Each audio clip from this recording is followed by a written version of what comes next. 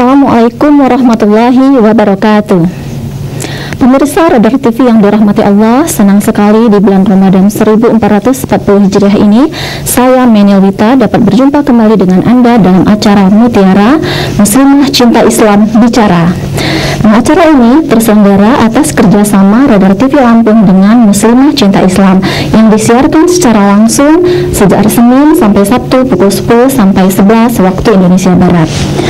Baik pemirsa, di sini sudah hadir Ustazah Ade Kumalasari. Kita sapa dulu. Assalamualaikum Ustazah. Waalaikumsalam warahmatullahi wabarakatuh. Gimana Ustazah kabarnya hari ini? Alhamdulillah sehat. Alhamdulillah.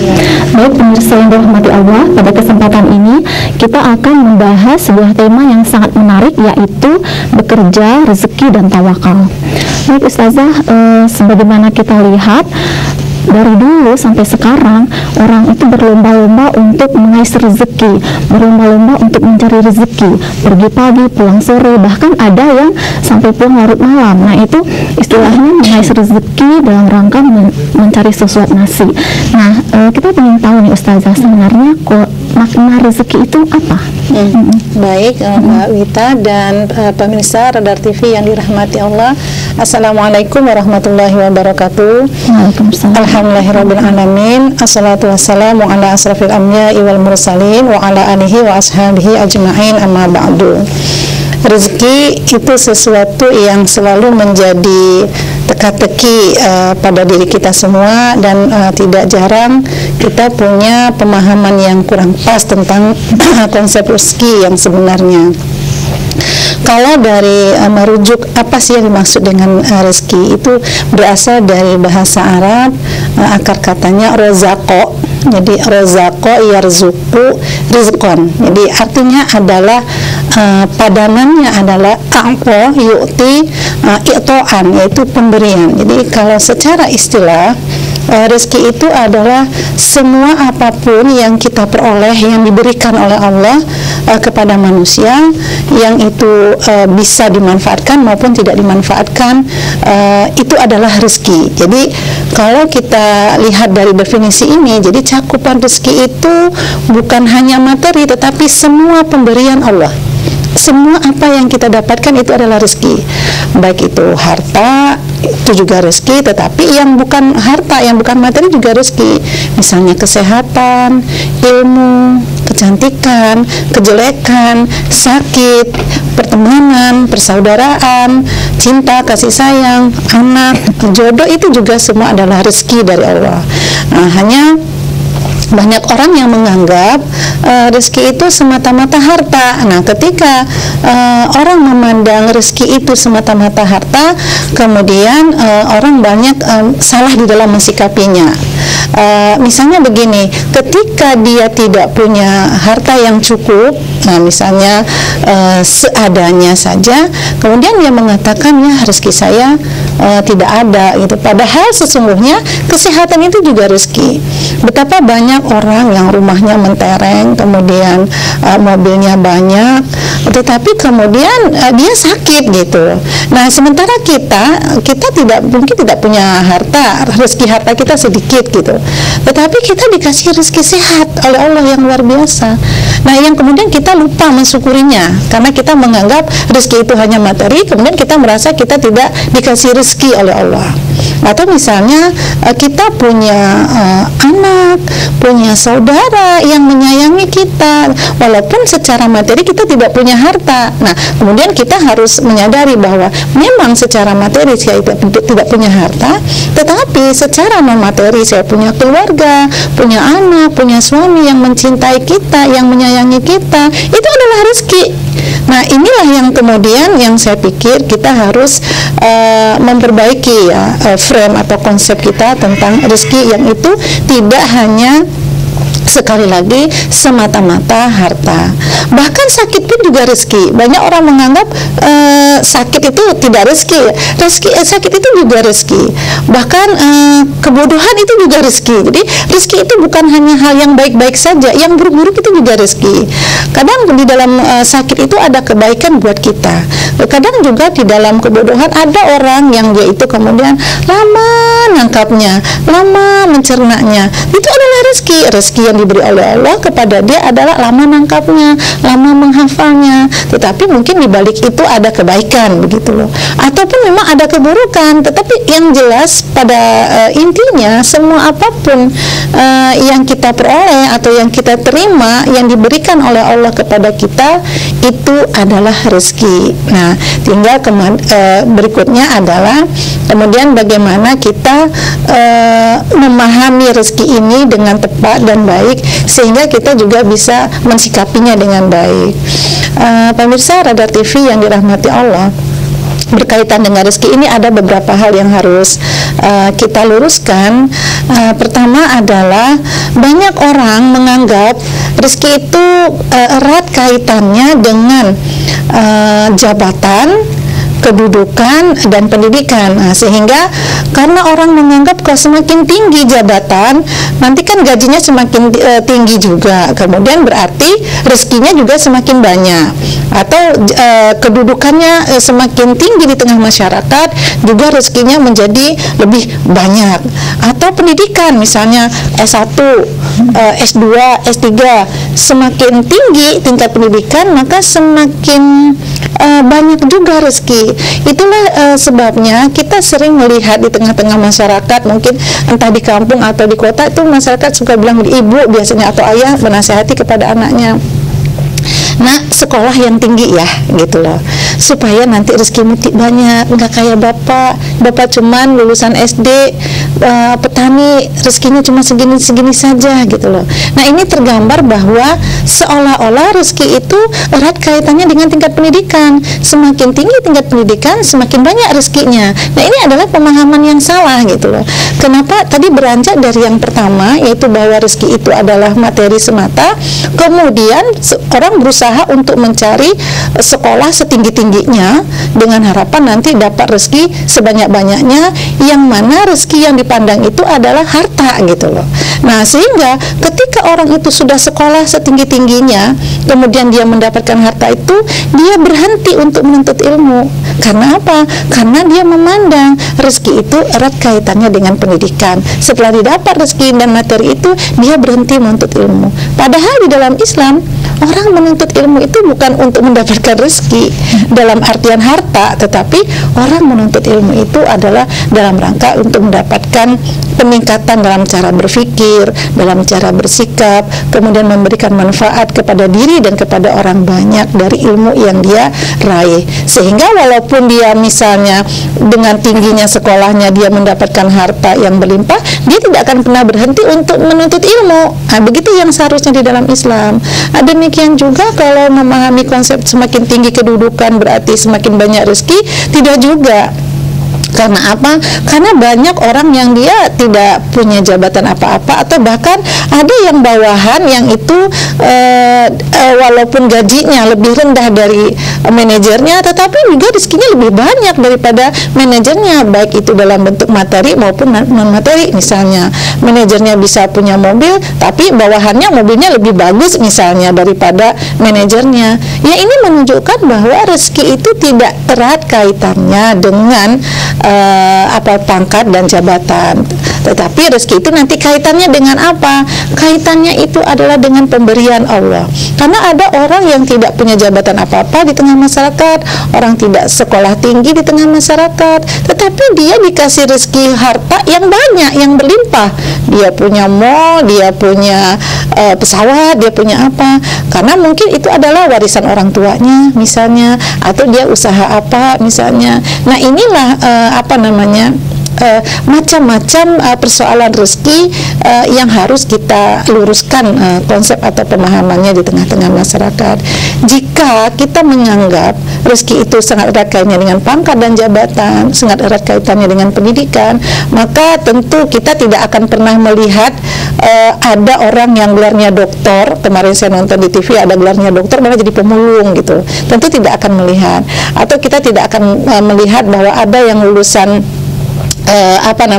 SD yang kemudian dia punya banyak harta yang tinggi, atau kita tidak akan melihat betapa banyak yang lulusan S1, S2 sekarang jadi pengangguran gitu. Tentu tidak akan seperti itu kalau kita menganggap bahwa rezeki itu sangat erat, ada berkorelasi positif dengan tingkat pendidikan ataupun tingkat kedudukan dan jabatan. Sehingga karena memang tidak ada hubungan dengan itu, ya kita harus meluruskan niat ketika kita sekolah misalnya, atau ketika kita dikasih amanah atau jabatan, bukan dalam rangka untuk mengejar rezeki itu, tetapi itu memang sesuatu yang lain yang harus kita lakukan. Misalnya kalau untuk ilmu, untuk memberikan manfaat kepada orang banyak. Itu yang kedua. Kemudian yang ketiga, banyak orang juga menganggap karena rezeki itu adalah harta, materi, orang banyak menganggap materi itu bisa dihitung secara matematika. Begitu.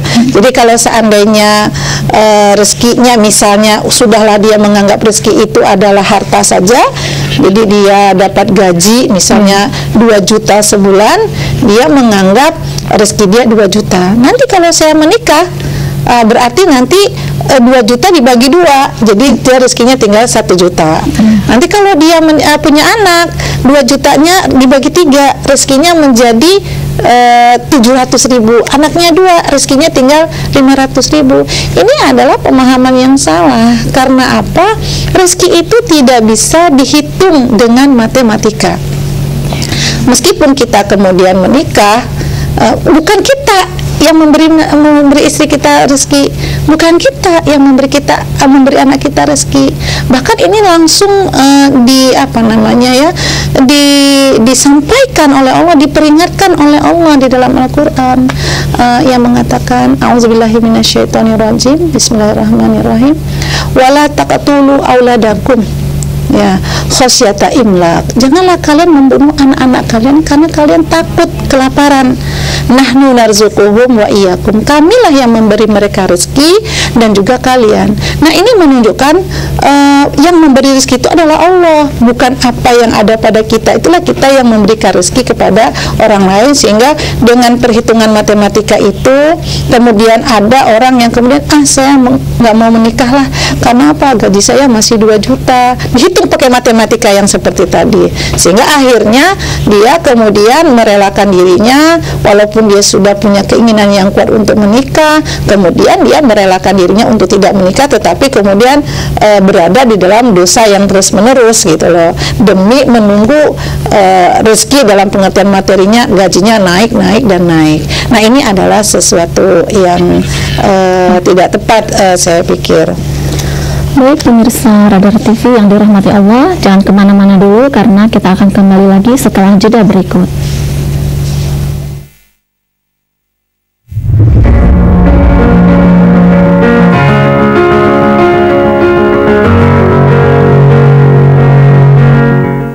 Bismillahirrahmanirrahim. Assalamualaikum warahmatullahi wabarakatuh. Alhamdulillah, bersyukur kita kepada Allah Subhanahu wa Ta'ala sudah sampaikan kita di bulan yang penuh dengan keberkahan, bulan Ramadan, bulan yang penuh rahmat, penuh dengan ampunan. Mari saya mengajak diri saya sendiri dan kita semua untuk mengoptimalkan bulan Ramadan ini dengan memperbanyak amal ibadah.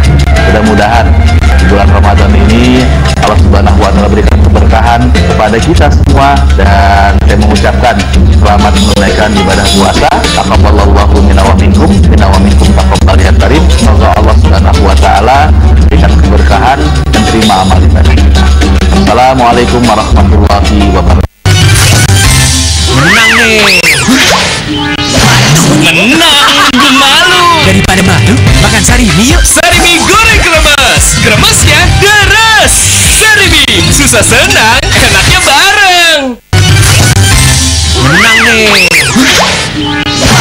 Menang, malu. Daripada malu, makan sarimi yuk. Sarimi goreng kremes, kremesnya deras. Sarimi, susah senang, enaknya bareng.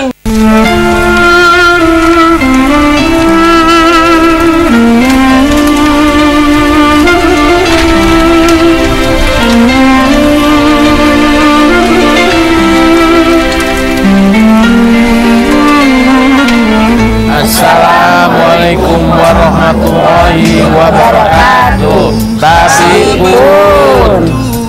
Kami dari keluarga besar Universitas Sang Bumi Ruwajurai mengucapkan selamat menunaikan ibadah puasa Ramadan 1440 Hijriah. Semoga amal ibadah kita selama menjalankan ibadah puasa ini dilipat gandakan pahalanya oleh Allah Subhanahu wa Ta'ala. Amin. Wassalamualaikum warahmatullahi wabarakatuh.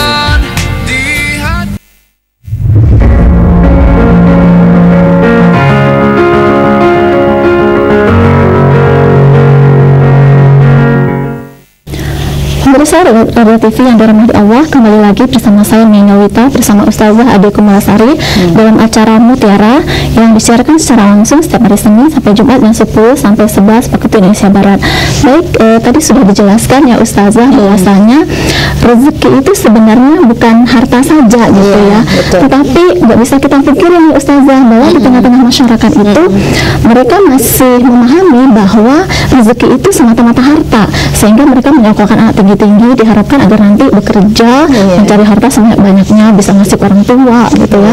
Kemudian juga misalnya apa yang mereka usahakan gitu, buka usaha dan sebagainya, itu ya semata-mata harta gitu.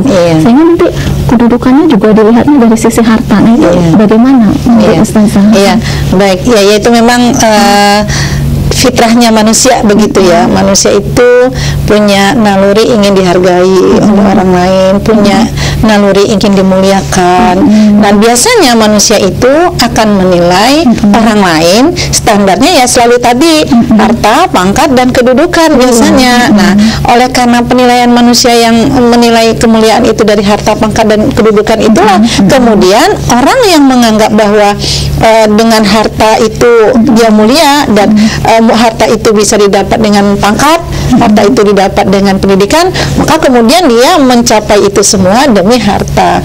Nah, saya pikir ini yang harus kita luruskan. Nah, ini yang kalaupun kita kemudian di dalam Islam boleh nggak kita cari kedudukan? Boleh, tapi kedudukan itu bukan semata-mata untuk mendapatkan harta, tetapi kedudukan itu untuk menjalankan amanah, untuk bisa diri kita itu bermanfaat bagi orang lain, karena kita punya kemampuan misalnya memanage orang lain, kita punya kemampuan membuat sebuah acara, program, membuat sebuah event dan lain sebagainya, atau bisa mengorganisir orang sehingga kita boleh gitu loh, pengen menjadi pemimpin apa dan sebagainya, itu diperbolehkan. Jadi niatnya itu bukan niatnya untuk mendapatkan harta gitu. Termasuk belakangan ini kayak nyari jodoh gitu ya Ustazah. Itu melihatnya harta gitu. Nah itu ini kira-kira punya potensi nggak kaya gitu ya. Apa namanya? Nyari pengennya pengen dapat suami udah ganteng kaya gitu loh kan. Ya semua orang juga pengen, tetapi kan bukan hanya itu gitu loh. Nah, ini adalah pemahaman atau kerangka berpikir yang harus kita perbaiki di tengah-tengah masyarakat, bahwa kemuliaan itu bukan di situ gitu loh. Satu, jadi bukan di harta, pangkat, dan jabatan. Kemudian yang kedua, bukan berarti tidak boleh untuk mendapatkan harta, pangkat, dan jabatan. Boleh, tetapi bukan itulah kemuliaan. Nah, ya dijalankan, bukan itu satu-satunya tujuan, tetapi dijalankan ya karena untuk memberikan manfaat dan berarti bagi orang banyak kan. Khairun nas anfa'uhum linnas. Nah, ini yang harus ada. Nah, jadi kemudian pandangan-pandangan lain yang juga harus kita luruskan tentang konsep rezeki ini tadi. Kalau tadi dianggap sekolah tinggi-tinggi nanti kamu bisa apa namanya jadi orang kaya gitu ya. Ketika nanti anaknya sudah sekolah tinggi-tinggi tetapi kemudian tidak dapat harta seperti yang mereka bayangkan jadi sarjana lulusan perguruan tinggi yang ternama gitu, pasti kalau lulus tuh jadi manajer, jadi kepala apa gitu ya, bawa mobil gitu. Tapi kenyataannya enggak gitu loh. Bisa banyak faktor kan, entah karena dia memilih jalan hidup yang berbeda, entah karena memang setelah dicari pekerjaan juga susah. Nah, ini yang harus dipahami gitu loh. Jadi saya pikir itu pandangan yang tidak tepat. Sampai-sampai kemudian banyak orang yang kemudian merendahkan orang yang dia seolah-olah ada ini banyak di tengah masyarakat ya. Jadi kalau yang rezeki yang banyak itu, yang terjamin itu kalau jadi pegawai negeri itu adalah sebuah prestise gitu loh. Jadi kalau sudah jadi pegawai negeri aman, kemudian status sosial di tengah-tengah masyarakat juga oke gitu loh. Sehingga orang berusaha mencari segala cara untuk bisa jadi pegawai negeri. Kalau kemudian nggak lulus jadi pegawai negeri, banyak yang stres, banyak yang gila juga. Padahal namanya rezeki itu tidak satu-satunya dalam bentuk harta, dan kalaupun dia mau berbicara rezeki dalam konteks harta, nggak hanya diperoleh dengan menjadi pegawai negeri gitu loh. Gitu. Bisa dengan apa saja. Nah, di sini yang juga harus kita luruskan. Banyak orang memandang manusia itu dari sisi jenis pekerjaannya, kemuliaannya. Kalau nggak pegawai negeri kayaknya nggak oke. Padahal kalau misalnya standarnya oke lah, standarnya misalnya uang, kata pegawai negeri gajinya 3 juta, ketika dia jualan pulsa pendapatannya 5 juta. Tinggian mana coba gitu loh. Atau misalnya itu pedagang-pedagang yang di kaki lima yang jual minuman, jual pulsa, jual apa gitu, makanan kecil, itu penghasilannya luar biasa itu. Bisa 6 juta misalnya sehari, 200.000, sebulan bisa 6 juta, tukang nasi uduk. Tetapi tetap saja orang tidak memandang mereka gitu loh. Nah, ini juga sesuatu yang perlu kita luruskan gitu loh. Jadi banyak hal yang harus kita perbaiki tentang konsep rezeki ini, karena satu yang tadi saya katakan ya, tidak selalu berkaitan dengan pangkat dan jabatan, dan juga tidak selalu berkaitan dengan sependidikan, juga tidak selalu berkaitan dengan uang, tetapi yang lain-lain juga adalah juga rezeki gitu loh. Jadi bagaimana nih Ustazah cara meraih rezeki itu seperti apa? Cara bekerja itu seperti apa gitu? Apakah kan ada orang yang dia bekerja pagi sampai malam ya tukang itu, tapi misalnya sedikit, tapi kadang dia santai-santai banyak gitu. Bagaimana ya? Nah, itulah maka poin rezeki itu adalah satu, rezeki itu adalah minallah, biadillah. Jadi rezeki itu minallah, rezeki itu dari Allah. Rezeki itu tidak melulu, tidak berkaitan erat, tidak mempunyai hubungan yang pasti dengan usaha. Kalau memang rezeki itu sudah dari Allah, mau kita berusaha sekuat tenaga, pontang-panting gitu, kaki ke atas, kepala ke bawah kalau bahasa orang Sumatera gitu ya, banting setir dan sebagainya. Tetapi kalau memang Allah mengatakan belum menjadi rezekimu, ya tidak akan menjadi rezeki kita gitu loh. Walaupun sudah kaki di kepala, iya gitu loh, ya tidak akan menjadi rezeki kita. Tetapi ada orang yang dia di rumah saja, dia kemudian nggak keluar kemana-mana, dia biasa saja, ya memang sudah rezekinya, datang saja rezekinya. Jadi yang namanya hubungan antara bekerja dengan rezeki itu hubungannya tidak otomatis, tidak berbanding lurus gitu. Tidak berbanding lurus, tidak kaku. Kalau bekerja pasti dapat rezeki, kalau tidak bekerja tidak dapat rezeki, tidak. Karena ada rezeki itu yang diraih dengan bekerja, ada yang rezeki itu diraih tidak dengan bekerja gitu loh. Misalnya apa nih Ustaz? Nah, misalnya gitu ya, kita misalnya duduk di rumah nih, nggak kemana-mana gitu, atau ada orang datang lewat gitu loh, Bu, saya mimpi ibu kemarin misalnya, saya kemudian dapat rezeki, saya ingin ngasih, itu kan tidak dengan bekerja, kita dapat rezeki itu gitu loh. Atau misalnya kita dapat rezeki dari warisan, kan tidak bekerja. Nah, atau kalau yang perempuan bisa, misalnya tadi makanya banyak perempuan pengen nikah sama orang kaya kali ya, dapat mahar, itu kan tidak dengan usaha gitu loh, dapat rezeki juga, pemberian, wasiat, kemudian hibah, itu bisa didapatkan, itu juga rezeki. Kalau misalnya kita bicara konteks rezekinya adalah materi ya, nah itu bisa kita dapatkan tanpa kita bekerja. Tapi ada juga yang itu memang harus dengan bekerja, tetapi tidak melulu bekerja itu bisa mendatangkan rezeki gitu loh. Nah, namun demikian, meskipun ada kalanya rezeki itu bisa diraih dengan bekerja, ada kalanya enggak, bukan berarti kemudian kita nggak usah bekerja saja gitu loh. Nah, orang dengar gitu, Ustazah, rezeki itu kan sudah mengatur, jadi kita duduk santai, duduk manis juga akan datang. Nah, nanti orangnya jadi malas gitu, gimana Ustazah? Nah, maka di sini kita harus luruskan. Nah, memang rezeki itu adalah dari Allah. Jadi rezeki min Allah. Jadi rezeki biadillah, rezeki di tangan Allah. Nah, rezeki itu memang memang sudah ditetapkan oleh Allah setiap kita lahir di muka bumi, bahkan masih dalam kandungan ibu kita, Allah sudah tetapkan rezekinya berapa, jodohnya siapa, umurnya berapa, kemudian nasib baik buruknya udah sudah tentukan gitu loh. Nah itu di satu sisi, maka kemudian kita lahir dunia itu kita tinggal menjalani. Tapi persoalannya kita tahu dari mana rezeki kita itu berapa? Kan kita tidak tahu ya. Nah satu, kemudian yang kedua, sekalipun sudah ditetapkan oleh Allah rezeki itu, bukan berarti kemudian kita tidak berusaha. Karena apa? Sebuah keyakinan itu beda lagi dengan sebuah yang harus dilakukan gitu loh. Jadi kita yakin rezeki itu di tangan Allah dan Allah yang sudah menetapkan, tetapi sebagai manusia kita diperintahkan oleh Allah untuk bekerja gitu loh. Nah, jadi bekerjanya kita itu dalam rangka untuk menggapai rezeki itu adalah sesuatu yang diperintahkan oleh Allah. Nah, sehingga nanti kalau dalam bekerjanya pun ada dua nih gitu loh. Bisa bekerja di jalan yang dihalalkan, bisa bekerja di jalan yang dilarang gitu loh. Nah, kalau memang sebenarnya rezeki, jadi misalnya ini simulasi ya, saya cerita simulasi.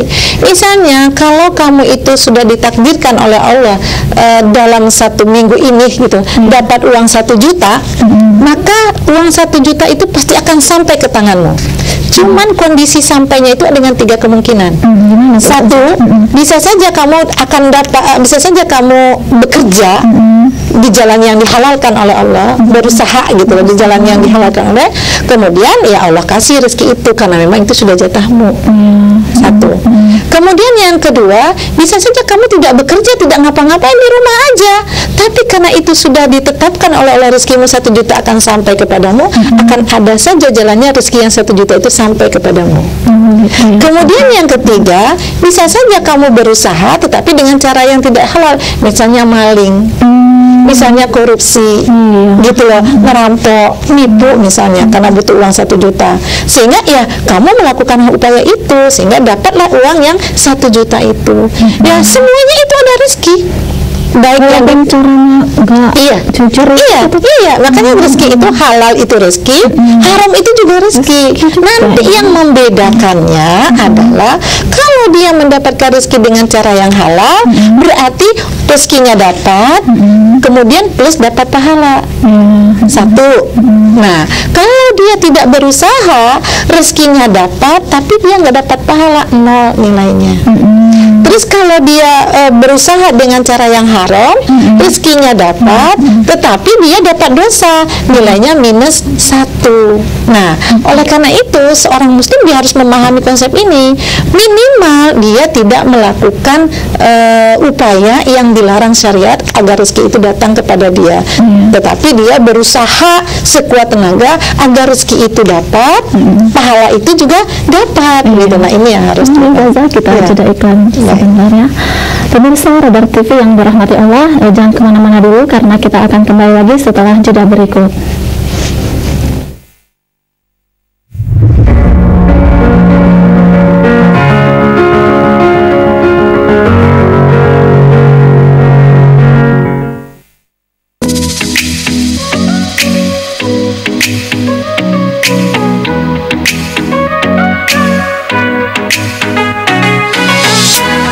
Niaga Gria Antasari menyediakan hording dan wallpaper yang siap mempercantik dan memperindah ruangan hunian rumah, kantor, dan lainnya.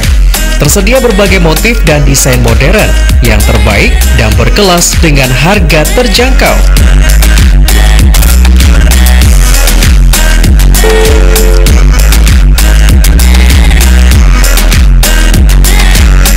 Niaga Gria Antasari beralamatkan Jalan Pangeran Antasari nomor 90B Bandar Lampung dengan nomor telepon 250504. Institut Agama Islam Negeri IAIN Metro dengan akreditasi institusi B menerima mahasiswa baru melalui seleksi mandiri.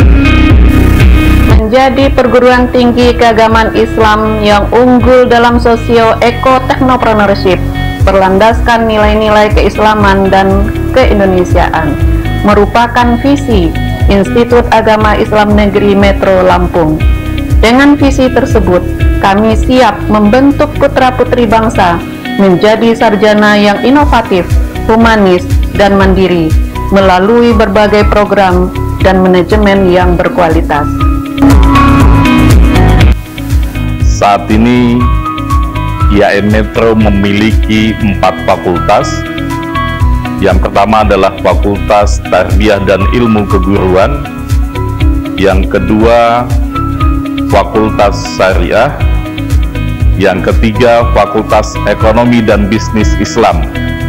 Dan yang keempat adalah Fakultas Usuluddin Adab dan Dakwah. Serta IAIN Metro memiliki program pasca sarjana S2 ataupun magister. IAIN Metro juga didukung dengan sumber daya manusia, baik dosen maupun tenaga kependidikan yang sangat memadai. Dosen bergelar akademik profesor ataupun guru besar. Demikian pula dosen-dosen bergelar doktor dan magister.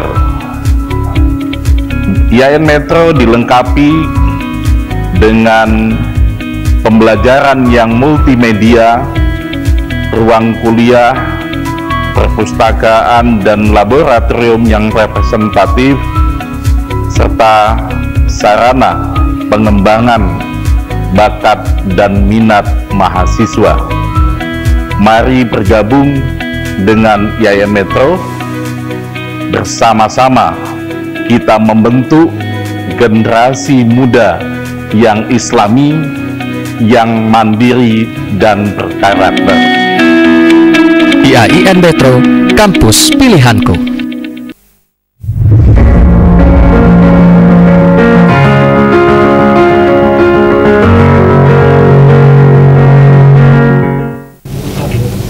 Pemirsa Radio TV yang dirahmati Allah, kembali lagi bersama saya Menilita dalam acara Mutiara bersama Ustazah Adi Kumalasari dengan tema bekerja, rezeki dan tawakal. Nah, di sini bagi Anda yang ingin berpartisipasi dapat melayangkan pertanyaan ke line telepon 0721 561 0022 atau 0721 5610 122. Anda juga dapat mengunjungi fanpage Muslimah Cinta Islam untuk mendapatkan berbagai macam informasi menarik seputar anak, keluarga, pendidikan, dan peradaban. Baik, kita sudah sampai tadi ke materi pekerjaan, kemudian rezeki ya Ustazah ya. Nah, kemudian dan kaitannya dengan pekerjaan Ustazah, sekarang kan banyak sekali nih orang yang belum mendapatkan pekerjaan. Nah, sebenarnya pekerjaan yang seperti apa gitu yang sesuai dengan tuntunan Islam? Baik. Ini perlu untuk bekal nih para pencari kerja. Baik Mbak Wita dan pemirsa Radar TV yang dirahmati Allah, bahwa ada beberapa hal tentang bekerja ini yang harus kita pahami. Pertama, bekerja itu adalah salah satu sebab, salah satu saja, salah satu kondisi di mana rezeki itu Allah akan berikan, tetapi bukan satu-satunya sebab. Karena tadi kan bisa tidak bekerja juga bisa gitu ya. Nah, kemudian yang kedua, bahwa bekerja itu adalah sesuatu yang diperintahkan oleh Allah kepada hambanya, gitu loh. Walaupun tadi Allah telah menetapkan rezeki setiap orang, tetapi Allah juga menginginkan orang itu untuk bekerja, gitu loh, di dalam mendapatkan rezeki itu. Nah, sebagaimana ada di dalam Quran surat Al-Jumu'ah dikatakan fantasiru fil ardi wabtaghu min fadli minallah. Jadi min fadlillah. Jadi bertebaranlah kamu di muka bumi ini, kemudian carilah karunia Allah, gitu loh. Jadi karena kita diperintahkan oleh Allah untuk berjalan di muka bumi ini untuk mencari karunia Allah. Cari, usaha. Itu ada batasan laki-laki perempuan? Nah, memang nanti ada ketentuannya, gitu. Ada ketentuannya bahwa yang diwajibkan untuk mencari rezeki untuk adalah orang-orang yang di dalam dirinya ada beban nafkah. Tanggung jawab nafkah. Siapa itu orang-orang yang dalam dirinya ada tanggung jawab nafkah? Yaitu ayah, suami, kemudian anak laki-laki, gitu loh. Nah ini orang-orang ini gitu, itu punya kewajiban untuk mencari nafkah, bekerja untuk mendapatkan rezeki yang dengan begitu dia bisa menafkahi anak dan istrinya. Nah kemudian masalah jenis pekerjaannya, begitu. Pekerjaan yang mana? Kan banyak itu jenis-jenis pekerjaan sekarang kerja. Pekerjaan apa saja dalam Islam itu bagus. Gitu ya. Semua pekerjaan itu bagus asal halal, sesuai dengan syariat Islam, gitu. Mau jadi pedagang bagus. Rasulullah juga mengatakan asal pedagang itu nanti dia sesuai dengan tuntunan Islam, ya, misalnya dia harus jujur. Kata Rasulullah, nanti di akhirat aku dengan pedagang yang jujur tuh seperti ini dekatnya. Gitu loh. Nah jadi jangan pernah malu ketika ada lulusan S1, S2, S3 kemudian dia usaha dagang gitu. Apa pekerjaannya? Bisnis. Oh kok nggak pegawai negeri ya? Kok nggak bekerja di perusahaannya? Gitu. Kok nggak sesuai bidangnya? Kok nggak sesuai bidangnya? Gitu. Dalam Islam itu tidak ada persoalan. Yang penting dia ada usaha. Bahkan pedagang itu juga diridhoi oleh Allah gitu loh, asal dia jujur. Nah apalagi kemudian kita misalnya punya ilmu yang lebih, kemudian zaman sekarang angka banyaknya trik-trik dagang yang itu bagus, yang baik, banyak barang-barang yang bisa kita upayakan untuk berdagang. Boleh, walaupun kita kadang-kadang memandang dia kerjanya apa, buka warung di rumah, sangat rendah kita melihatnya. Maka banyak ibu-ibu atau bapak-bapak yang kerja di warung itu, yang dia buka warung itu merasa tidak sekeren gitu loh, misalnya yang kerja di kantoran gitu, walaupun misalnya penghasilannya dari sisi materinya ya nggak kalah gitu loh. Nah ini juga harus kita, atau mau menjadi cleaning service, mau menjadi tukang ojek, mau menjadi buruh bangunan, apa saja, mau jadi sopir, apa saja pekerjaan itu adalah pekerjaan mulia selama mereka menjalani pekerjaan itu sesuai dengan perintah-perintah Allah dan larangan Allah.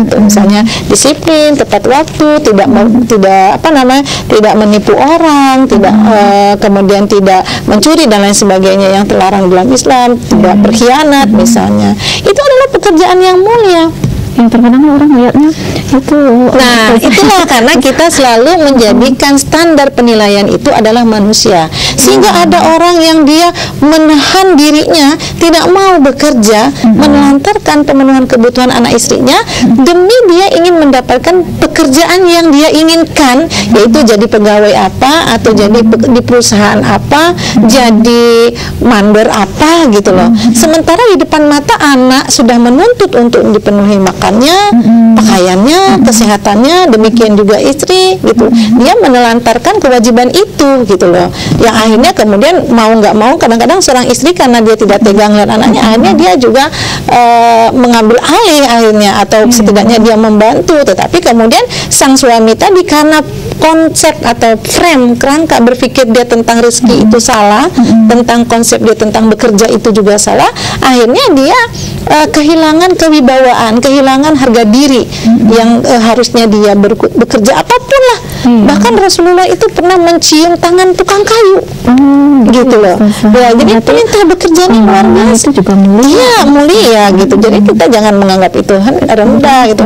Jadi orang yang bekerja itu luar biasa pahalanya di sisi Allah. Ya tadi dikatakan ya, ada seseorang di zaman Rasulullah itu dia diam-diam saja di masjid berzikir saja, dia tidak mau bekerja. Kemudian ditanya, kamu makanmu dari mana gitu loh. Ini dari orang-orang yang sekitar. Oh berarti kamu itu bukan orang yang bertawakal, tetapi laisa, bukan mutawakilun, tapi mutaakilun gitu. Bukan orang yang bertawakal. Tadi kan banyak jenis pekerjaan, kemudian orang yang mencari pekerjaan juga banyak. Nah dalam rangka memperoleh pekerjaan, misalnya dari PNS nih, UTSA, itu kan ada di masyarakat yang saya harus nunggu gitu. Nah itu kan kadang-kadang kan malah yang murni itu tanpa itu malah kok bisa gitu. Nah, itu ya itu memang sudah kaitannya dengan sistem ya gitu loh. Karena memang ya di dalam kondisi saat ini, karena semua orang tuh punya frame bahwa pekerjaan yang bergengsi itu adalah pegawai negeri, semua orang ingin masuk pegawai negeri, sementara kemudian lowongannya cuma terbatas, sehingga yang masuk itu kan melebihi dari yang bisa ditampung, berlomba-lomba di satu sisi.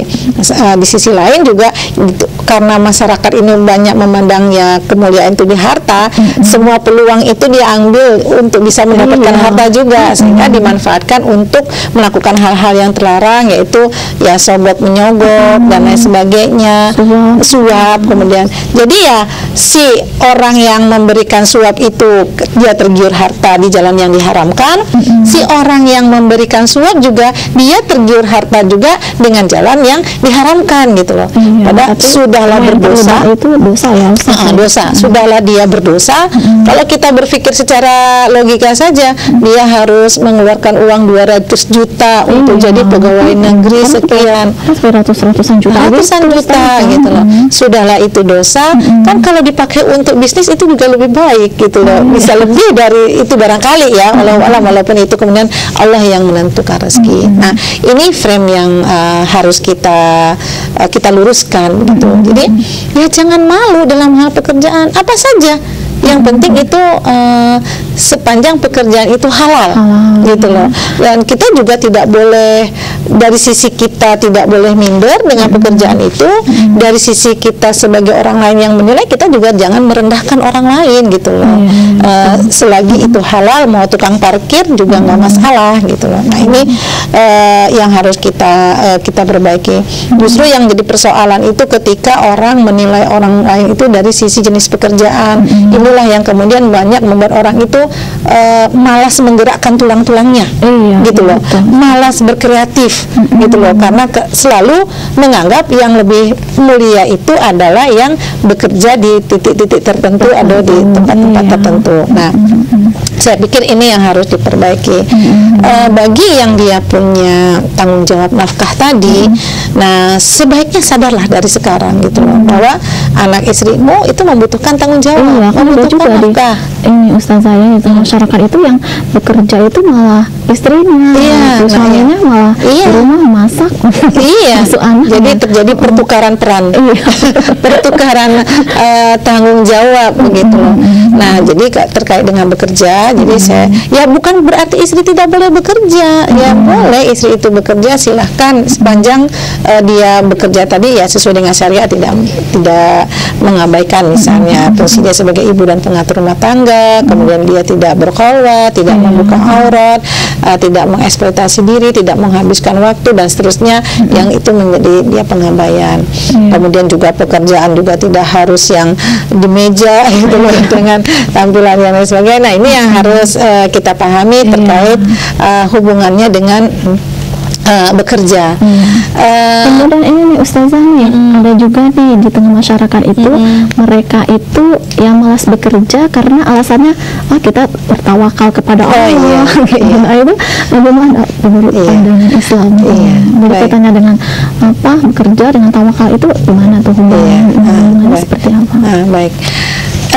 Memang, nah itu tadi kan memang konsepnya rezeki itu adalah minallah, dari Allah.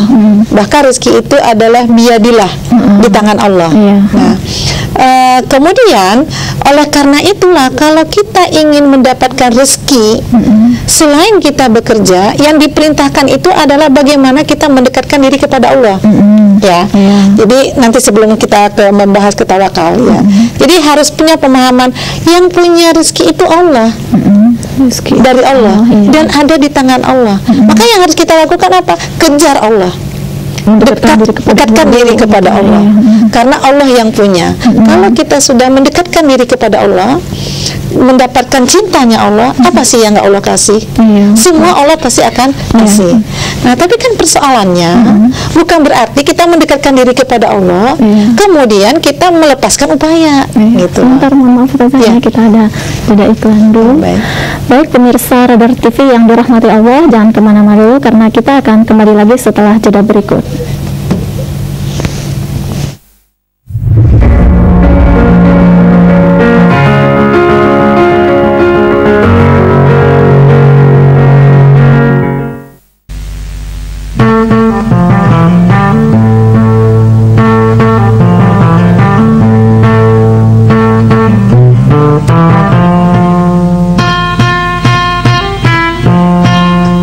Assalamualaikum warahmatullahi wabarakatuh. Tabi pun saudara-saudara saya warga Kota Bandar Lampung yang belum membuatkan dokumen kependudukan maupun pencatatan sipil, terutama bagi anak-anak yang baru lahir maupun pindahan dan sebagainya, segera untuk memvalidasikan dokumen kependudukan dan pencatatan sipilnya. Segera datang ke tempat pelayanan kami di Mall Pelayanan Terpadu atau ke kantor-kantor kecamatan yang memiliki alat perekaman. Untuk itu, warga yang belum melaksanakan perekaman segera untuk melaksanakan perekaman, karena KTP elektronik dapat dipergunakan untuk bermasyarakat maupun bernegara. Himbauan sekali lagi, semua dokumen yang dikeluarkan oleh Dinas Pendudukan dan Pencatatan Sipil gratis, tidak bayar. Sekali lagi, gratis, tidak bayar. Terima kasih. Wassalamualaikum warahmatullahi wabarakatuh. Disduk Capil bisa.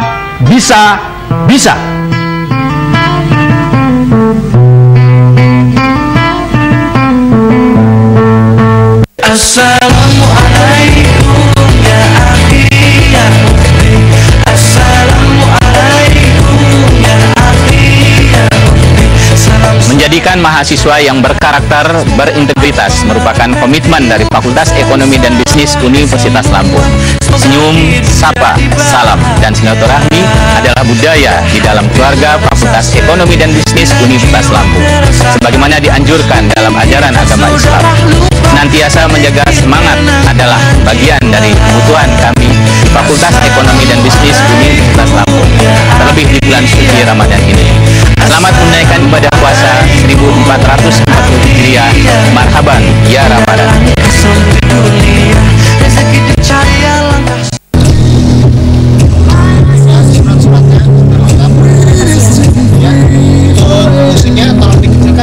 Karena mengganggu pendengaran saat berkendara, dan kalau berkendara tidak boleh main HP, Mbak ya.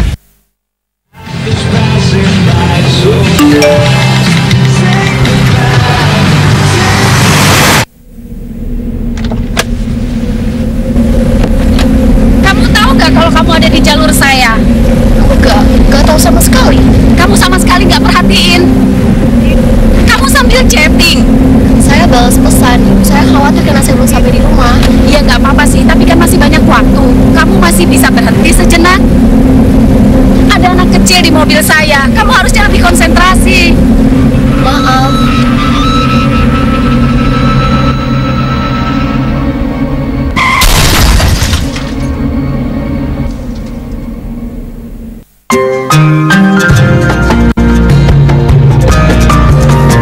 Assalamualaikum warahmatullahi wabarakatuh. Kami segenap manajemen, karyawan dan karyawati Taman Wisata dan Taman Satwa Lembah Hijau mengucapkan selamat menunaikan ibadah puasa Ramadan 1440 Hijriah. Semoga amal ibadah puasa kita diterima Allah Subhanahu wa taala. Wassalamualaikum warahmatullahi wabarakatuh.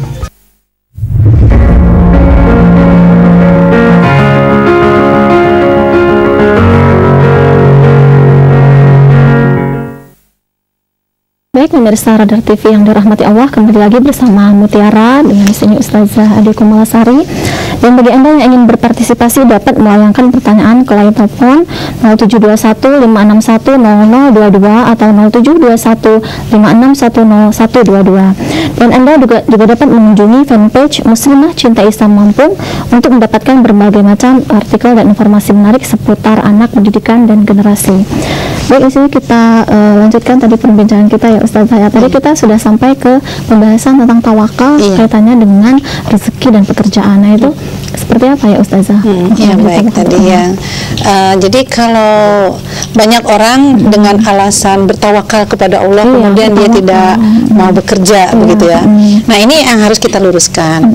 Pertama, apa sih maknanya tawakal? Tawakal itu adalah sebuah amalan hati yang mana kita merasa keyakinan yang penuh bulat bahwasanya Allah lah yang menentukan segala sesuatu, menentukan nasib baik dan buruk seseorang, yang memberikan rezeki, yang menghidupkan dan mematikan, itu adalah Allah semata-mata. Nah, sebentar Ustazah, mohon maaf, ini ada telepon dari Lampung Tengah, dari siapa? Assalamualaikum. Oh, waalaikumsalam. Mau tanya? Iya, silahkan. Dari Ibu siapa, di mana, Bu? Dari Umu Vicky di Lampung Tengah. Oh, baik Ibu. Silakan Ibu. Tanya pertanyaannya. Iya. Tadi kan ngebahas tentang pemahaman rezeki di tengah-tengah masyarakat tuh. Saya mau tanya, bagaimana sih, maksudnya apa yang menjadi penyebab masyarakat itu memahami rezeki yang ada sekarang gitu? Iya, baik Ibu, terima kasih atas pertanyaannya. Ibu Umu Vicky di Lampung Tengah, Bu, terima kasih, pertanyaan yang sangat bagus. Jadi tadi ditanyakan bagaimana dengan pemahaman di tengah-tengah masyarakat itu tentang rezeki itu tadi itu, banyak menyimpang dari pemahaman Islam.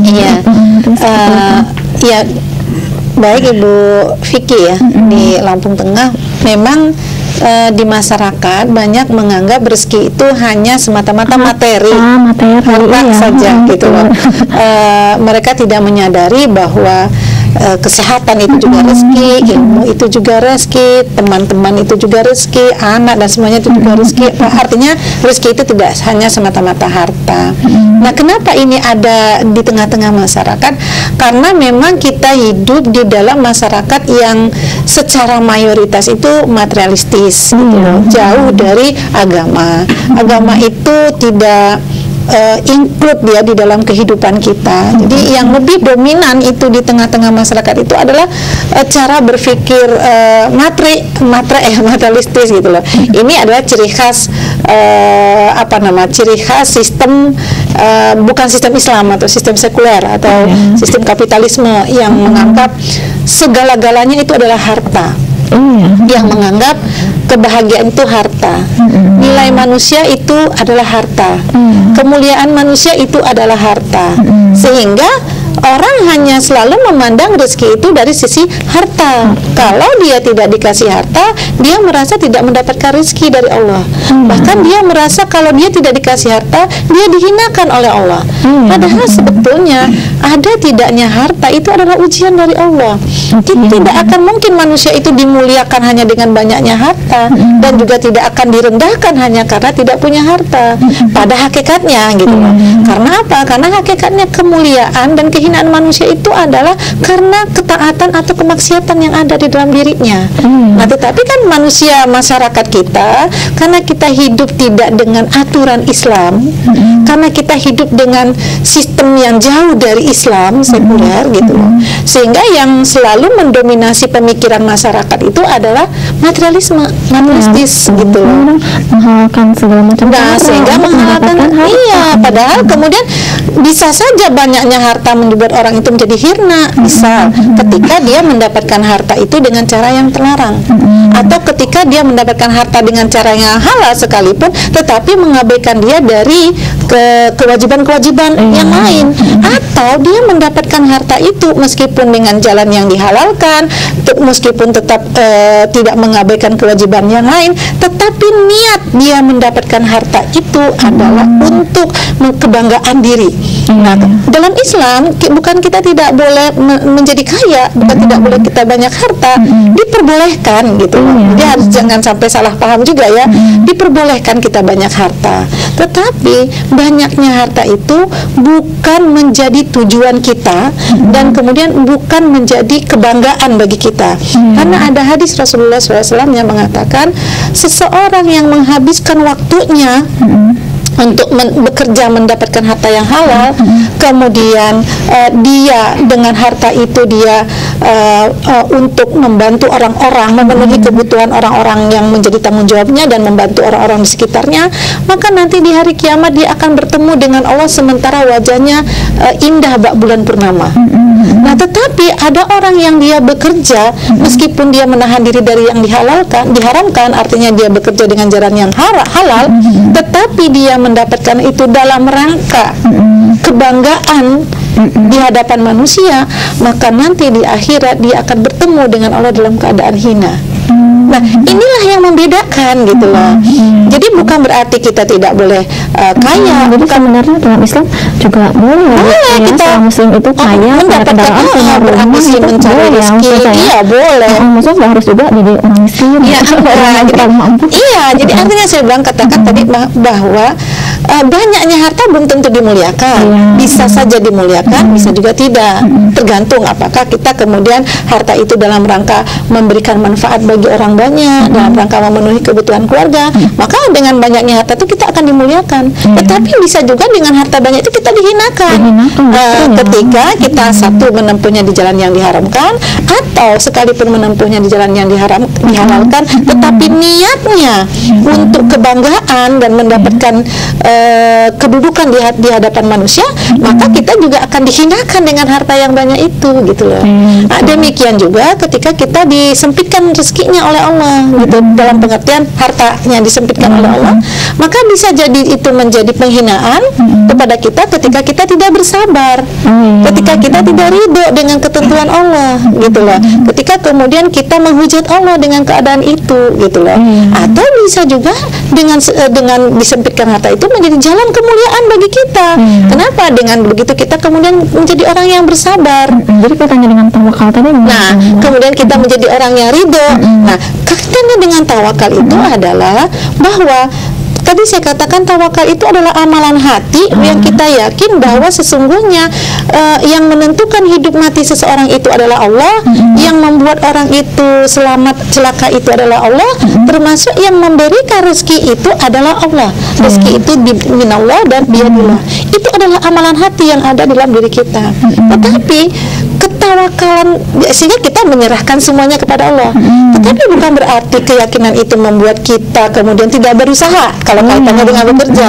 Karena bekerja itu adalah sesuatu yang diperintahkan oleh Allah. Ada juga tuh ustazah yang katanya ya udah saya usaha dulu, bekerja dulu, hasilnya ya udah terserah nanti. Nah itu gimana tuh?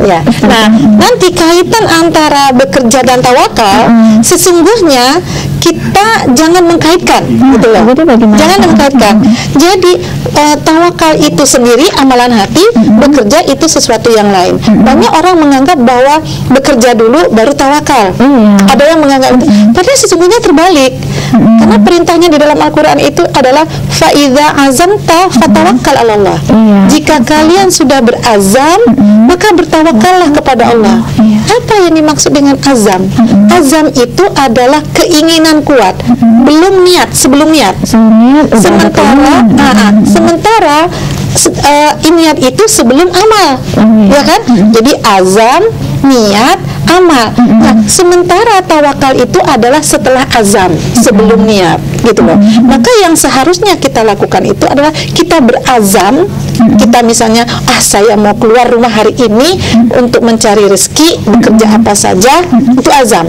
Kemudian kita niat, bismillahi, tawakal itu Allah, kita keluar rumah, baru kita beramal, bekerja. Jadi artinya bertawakal dulu kalau mau diurutin sebetulnya, baru kemudian kita bekerja, gitu loh. Jadi bukan bekerja dulu baru menyerahkan kepada Allah, tetapi memang bertawakal terlebih dahulu, gitu loh. Karena kita sudah di penghujung waktu, mungkin ada closing statement yang ingin Ustazah sampaikan kepada pemirsa Radar TV di rumah. Silakan Ustazah. Baik. Pemirsa Radar TV yang dirahmati Allah, satu, rezeki itu adalah semua cakupan baik materi maupun bukan materi. Nah, kemudian yang kedua, rezeki itu adalah dari Allah, minallah, biyadillah. Kemudian untuk bisa mendapatkan rezeki, karena itu adalah dari Allah dan di tangan Allah, maka raihlah terlebih dahulu cinta Allah, kejar Allah sang pemilik rezeki, dekati Allah sang pemilik rezeki.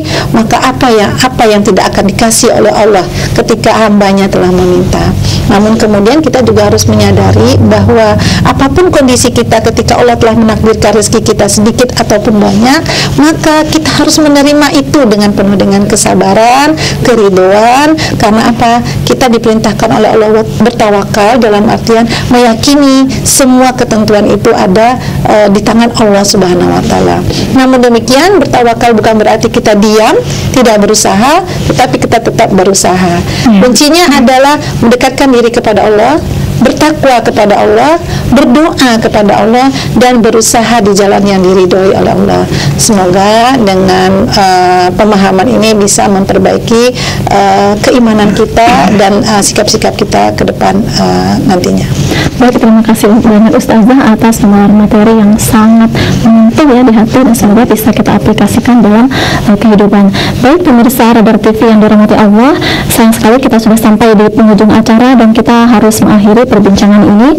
Dan jangan lupa untuk selalu menyaksikan Mutiara di Radar TV setiap hari Senin sampai Sabtu jam 10 sampai 11 waktu Indonesia Barat. Dan saya Menil Wita dan seluruh kru yang bertugas pada hari ini pamit undur diri dari hadapan Anda.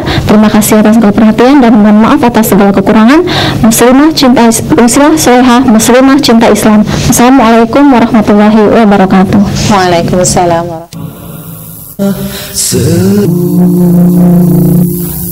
Tuhanku, maafkanlah kejahilan hamba-Mu.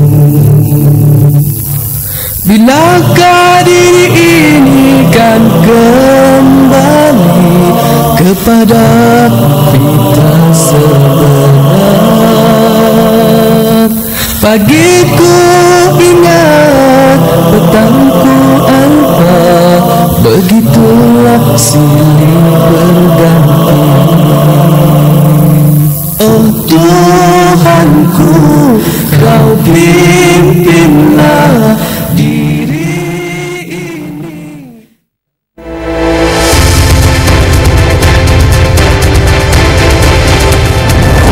Sinteyong pada hari perdana menjabat sebagai kepala daerah, dirinya langsung melakukan peninjauan terhadap infrastruktur yang rusak akibat bencana alam beberapa waktu yang lalu. Pengadilan Tipikor Tanjung Karang menjatuhkan hukuman 1 tahun penjara kepada Diza Noviandi alias Dino.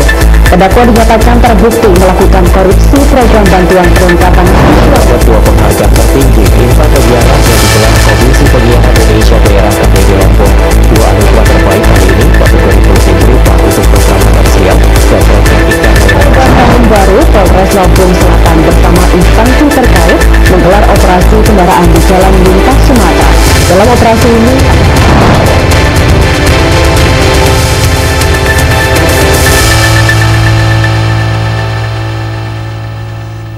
चल छैया छैया छैया छैया चल छैया छैया छैया छैया छैया छैया छैया छैया चल छैया छैया छैया छैया चल छैया छैया छैया छैया चल छैया छैया Chaiyya. Pusat Pengobatan Mata